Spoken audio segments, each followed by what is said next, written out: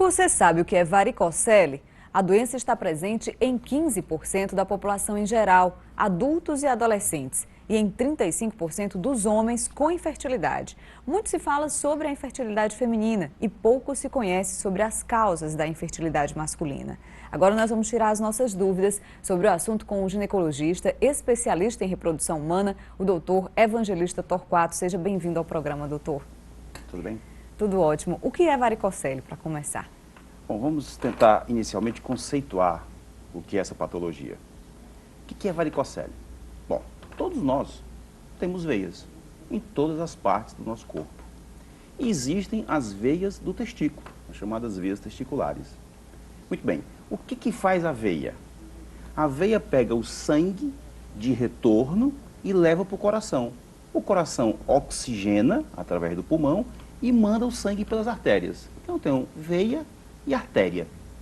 A artéria leva o sangue oxigenado, rico em nutrientes. E a veia pega este sangue que é mais rico em toxinas, um sangue com pouco oxigênio. Então as veias testiculares fazem o mesmo papel de toda veia. Pegam este sangue mais cheio de toxinas e leva para o coração. E leva para ser drenado para as veias renais. É isso que elas fazem.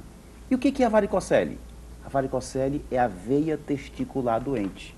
Ora, se a veia faz o transporte desse sangue para esse sangue ficar mais limpo, se esta veia está doente, ela não faz esse transporte direito.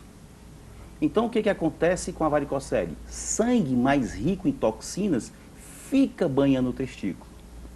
Esse é o diagnóstico, digamos assim, o conceito da varicocele. Tem dois efeitos importantes em cima disso. Um é esse que eu estou falando, um sangue rico em toxinas. E o outro, sangue, a temperatura é 37 graus. E aí é uma coisa interessante. Quando nós homens, estamos dentro da barriga da nossa mãe, ao longo da nossa formação, os nossos testículos estão dentro da nossa barriga também. E eles vêm descendo bem devagarzinho, até que eles chegam ao saco escrotal. Sabe por quê? Porque testículo não gosta de calor. Testículo não gosta de calor. E a temperatura no saco escrotal é 1 a 2 graus mais baixo do que dentro da barriga. Ora, a veia, sangue, 37 graus. Então a veia do testículo com varicocele, por não fazer esse sangue circular bem, esquenta o testículo. Então nós temos aí os dois principais mecanismos da varicocele levando a problemas lá na produção do teu espermatozoide. 1, aumento das toxinas. 2, aumento da temperatura. E aí isso compromete a produção. O que é varicocele? A varicocele é uma varize. Essas varizes que a gente vê em perna de mulher. A mesma coisa. Esta varize não leva o sangue. Esta varize fica mais estagnada. Dois efeitos. Aumenta as toxinas, aumenta a temperatura corporal. O que acontece? A espermatogênese. O que é a espermatogênese? É a produção de espermatozoide pelo testículo. Ela não ocorre, em uma boa parte das vezes, de forma eficiente. Porque é bom que a gente diga que nem sempre você que tem varicocele é infértil. Até 15% dos homens com varicocele são férteis, engravidam normalmente. Agora, uma outra parcela de homens com varicocele tem sim problemas na espermatogênese. Então a gente precisa também colocar isso de uma forma clara para você que agora está... eu tenho varicocele e tenho 2 filhos. É verdade. Você pode sim ter sua varicocele e ser um homem classificado como fértil. Nem todos são inférteis. Perfeito, doutor. Existe uma idade para essa doença se manifestar? Bom, nós temos o conceito de que a varize, né, eu estou falando aqui da varize, sim, ela é uma doença mais de causa genética. Então, se você tem varicocele, você pode observar pessoas na sua família, homens, tios, primos, pais, avós, ou mulheres com mais varizes. Então, se existe uma base genética, ela pode se originar desde o início. O grande problema é que, assim, adolescentes, 15, 16, 17, 18 anos, não têm o costume de analisar, de observar o testículo, porque muitas vezes nós mesmos damos diagnóstico, nós mesmos, homens, sem precisar de nenhum conhecimento, já a gente entra um pouco na parte de diagnóstico. Basta observar que nós vamos ver, muitas vezes, as veias sobressaltadas ali perto da base do testículo, perto da base do pênis. Elas ficam bem sobressaltadas. Então você tomando um banho um pouco mais aquecido, afasta um pouco a base do pênis, você pode conseguir ver essas veias bem sobressaltadas. Isso aqui é varicocele. O diagnóstico é visual muitas vezes. Você mesmo pode desconfiar disso. Então, este adolescente, ele deve ficar alerta. Mas não só adolescente. Você que está tentando engravidar. Faz uma observação visual. Porque muitas vezes o diagnóstico está ali na sua cara, ali em frente a você. E você não percebe. E você não né, percebe. doutor? Porque a varicocele dá muito pouco sintoma. Dor testicular, isso é muito pouco. Poucas vezes ela causa isso. O que ela causa substancialmente é a infertilidade. E a infertilidade tu só vai perceber quando tu for tentar. E isso às vezes demora anos. O que acontece com esses anos? A varicocele pode ir piorando. A varicocele tem graus. Vamos lá. O grau 1, aquela varicocele, vamos começar pelo grau 3, que fica mais fácil a compreensão. Grau 3 é a varicocele que eu olho e vejo. Basta eu olhar. Ela está lá, as veias sobressaltadas. Esse diagnóstico, até o leigo pode dar. O grau 2, eu não consigo ver, mas eu palpo. Daí a importância da avaliação do urologista. Eu palpo a varicocele. E o grau 1, eu olho, não vejo, eu palpo e não consigo palpar, mas quando eu peço para o homem fazer um esforço chamado manobra de Valsalva, você bota a boca aqui e sopra, impedindo que o ar saia. O que vai acontecer? A pressão abdominal aumenta. E isso torna a varicocele palpável. Isso é o grau 1. Então nós temos grau 3, mais severa. Grau 2 e grau 1.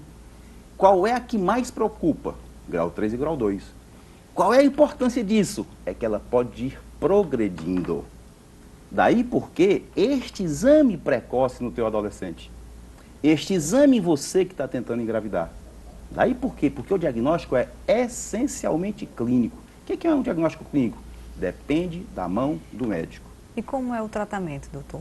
Bom, o tratamento da varicocele, a primeira coisa que a gente tem que categorizar é uma varicocele associada à infertilidade. Esse é o primeiro ponto.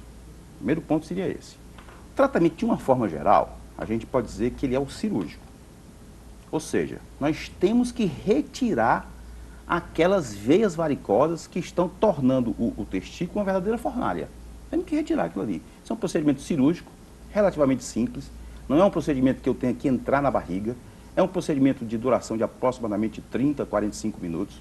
Um procedimento que você passa o dia no hospital, notícia, vai para casa, tem um repouso aí de 7 a 10 dias. Só que esse tratamento, nem sempre o homem quer. Nem sempre o homem quer. Então nós tentamos também alguns tratamentos medicamentosos. O que eu falei das toxinas? Havia um aumento nas toxinas. O que são essas toxinas? Qual o nome dela? Radicais livres. O que o radical livre faz? Quebra o DNA do espermatozoide. Toda célula tem um DNA, molécula da vida. Pois bem, o espermatozoide, quando está num regime de altas concentrações de radicais livres, tem o seu DNA mais quebrado. Aí ele não forma um embrião bom. Ou ele nem engravida. Às vezes engravida e aborta. Então, o que a gente pode pensar também para esse homem? O uso de antioxidantes. Antioxidantes para combater os radicais livres. Tratamento medicamentoso. Então, eu falei aqui de 2 tratamentos. Tratamento medicamentoso, tratamento cirúrgico. E o terceiro tratamento é onde nós entramos. Onde é que nós entramos? Com as técnicas de reprodução assistida. Inseminação ou fertilização. Então, isso seria o tripé, né, para a gente poder montar a base do tratamento desse paciente. Só que a gente não pode olhar só para o homem. Quer ver como não pode? Eu vou pegar um homem com 42 anos, eu vou pegar um homem com varicocele casado com uma mulher de 43 anos. 43 anos, as portas da tua fertilidade estão se fechando, mas fechando com cadeado. Não posso perder tempo. Então, se eu for operar um homem desse, para eu dizer que esta varicocele que ele tem e a correção cirúrgica dela falhou, eu preciso de 1 ano. Eu opero hoje, agosto de 2014, eu vou esperar até agosto de 2015 para eu dizer, de fato a cirurgia não serviu. A mulher está com 44. Então não eu não posso olhar só para o homem. Eu tenho que também olhar a mulher. Ou seja, é uma avaliação um pouco mais complexa. Requer, principalmente, pitada de bom senso. Isso basta. Basta ter um pouco de bom senso. Para entender que aquele casal é mais novo, mulher tem menos de 30 anos, mulher está toda normal, ovula, trompa boa, não tem endometriose e o homem tem varicocele. Aí você pede o espermograma desse homem, está alterado. Opere. Opere, sabe por quê? Porque eu posso perder tempo com essa mulher. Tem 30 anos, não tem problema nenhum ela esperar 1 ano, 1 ano e meio, 2 anos. Já que o único fator identificável foi a varicocele. Quer ver uma outra situação? Eu vou opero o homem. Aí a mulher, eu não investigo as trompas delas e as trompas delas estão obstruídas. Ó, operei, mas o sêmen não vai conseguir chegar lá. Então, esta avaliação tem que ser completa, full. Tem que ser feita do casal, né? Do casal. Isso a gente bate o tempo todo. A investigação é do casal com dificuldades para engravidar. Não é só de um lado, nem é só do outro. Perfeito, doutor. E quais são, assim, digamos, as formas de se chegar a esse diagnóstico? Qual é a orientação que o senhor pode dar para quem está em casa nos assistindo, que percebe, né, no pênis, na base do pênis, aquela veia mais protuberante, né? Qual médico ele deve procurar? Como é que ele deve chegar ao fechamento desse diagnóstico? Bom, a primeira coisa que eu estou te colocando é exatamente isso. Teu adolescente que está aí na tua casa contigo. Eu sei que é um pouquinho mais complicado o adolescente querer isso, mas então orienta ele, observar se tem essas veias salientes na base do testículo. Primeiro ponto, porque se você diagnostica eu posso dar um exemplo muito claro. A filha da minha secretária levou o garoto dela lá, de 11, 12 anos, mas com varicocele visível. Mas visível mesmo, que até assustava um pouco. Ele já foi operado, esse garoto, com idade tão precoce. Porque o bacana é se resolver o problema o quanto antes, né? Claro, a prevenção. Então, se você consegue fazer isso com o seu adolescente, faça. Esse é um primeiro, digamos assim... orientação para os pais. Exato. A orientação depois vem para quem está tentando engravidar. Pronto. Né? Você pode dar esse diagnóstico, mas o ideal é que você procure um serviço médico voltado para a área de reprodução, e aí nós temos urologistas voltados na área de reprodução, ginecologistas voltados na área de reprodução, que possam te orientar com muito mais qualidade. Porque ele vai fazer um exame clínico, e o exame clínico vai dizer se você tem ou não tem varicocele. Tem a varicocele grau 3, aquela que você vê, não precisa de mais nada, a grau 2, que você não vê, mas que você palpa. Essas duas são importantes. E você não sabe palpar. Nós temos que ir a um urologista, ou procurar um serviço de reprodução com um ginecologista que tem o seu urologista de apoio para chegar a esse diagnóstico. A ultrassonografia do testículo, ela é um método que não deva ser, eu vou explicar isso bem direitinho. A varicocele só tem importância se for esta varicocele palpável. A varicocele que só dá no ultrassom, mas o médico urologista não palpa, esta varicocele não tem importância. Ela não deixa o homem infértil, como é que ela se compromete chama? a produção de espermatozoides. Como é que ela se chama? Varicocele subclínica. O que é varicocele subclínica? É aquela que só aparece no ultrassom, mas aí a pessoa vai no urologista e não tem. Essa você não opera.